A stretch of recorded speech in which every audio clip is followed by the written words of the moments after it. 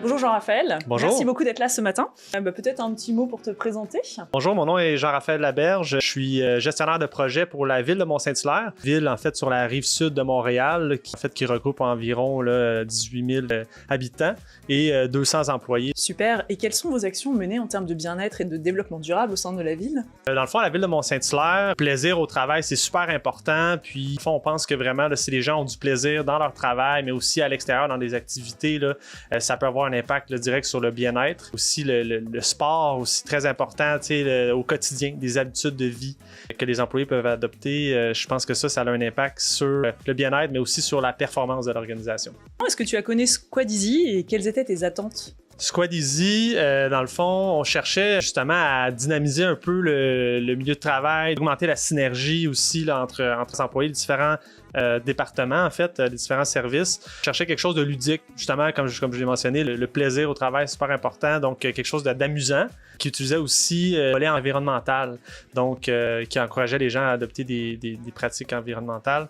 Donc, on a fait plusieurs challenges. C'est la deuxième année, dans le fond, qu'on est avec Squad-Easy. La première année, on a fait 3 défis. On a fait un premier petit défi hivernal, dans le fond, avec des sports d'hiver, donc le ski de fond, la raquette, le patin.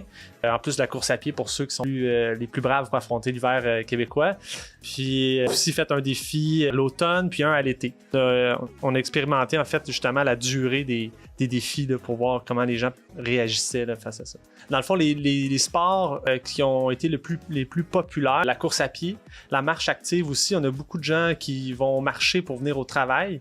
Puis on a des nouvelles personnes qui ont développé des nouvelles habitudes de se déplacer au travail à pied. Donc la marche active, ça a permis justement d'être plus inclusif. C'est vraiment les marches, les gens qui utilisent le vélo. Donc le vélo, la course, la marche, je pense que ça a été les plus populaires. Notre bibliothécaire à la ville de Mont-Saint-Hilaire, tout l'été, pendant tout le défi qui était de la durée là, de 100 jours, a utilisé sa voiture en fait seulement 4 fois. Wow. Non seulement elle n'a pas utilisé sa voiture, mais quand elle se déplaçait, elle a un berger allemand, un chien, elle le transportait. Elle a même installé une attache remorque après son vélo pour pouvoir transporter son chien. Elle s'est donnée là, à fond là, dans ce défi-là. Là. Super. Mais alors, si on se place d'un point de vue participant, toi, Jean-Raphaël, ou si tu te mets dans la peau d'un de tes collègues, quels ont été les bénéfices ressentis par ces challenges organisés? Vraiment, là, on a vu l'impact là, dès le premier défi. On a pu voir la compétitivité des gens. Là, vraiment, là, j'ai jamais vu. Je pensais pas que ces employés-là avaient autant de compétition à l'intérieur d'eux. Là. Vraiment, on a vu l'impact là, direct. Là, les gens voulaient faire des points. Donc, ça les a poussés à adopter des saines habitudes de vie. Donc, on a organisé des événements, des petites marches sur l'heure du midi, justement avec les participants, mais aussi ceux qui participaient pas, qui marchent.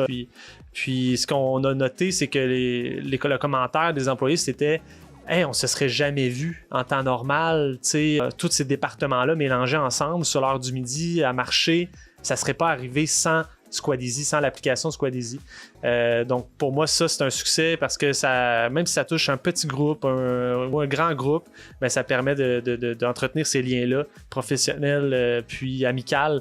Puis je pense que ça peut aider certainement les organisations là, donc dans la mobilisation et l'engagement des employés, je pense que c'est bien.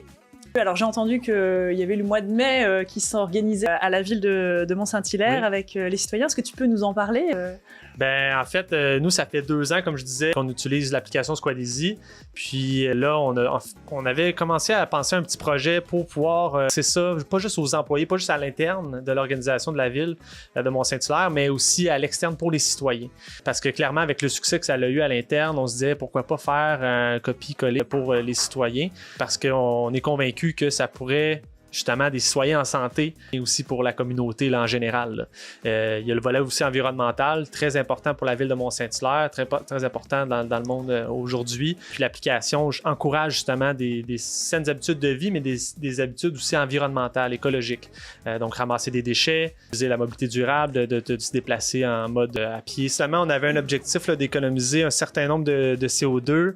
Je pense que c'est un facteur. Les gens sont déjà très motivés à la base là, de faire des points, mais encore plus à se dépasser, à être encore plus actifs, mais pour la planète aussi, non seulement pour eux, mais pour l'environnement.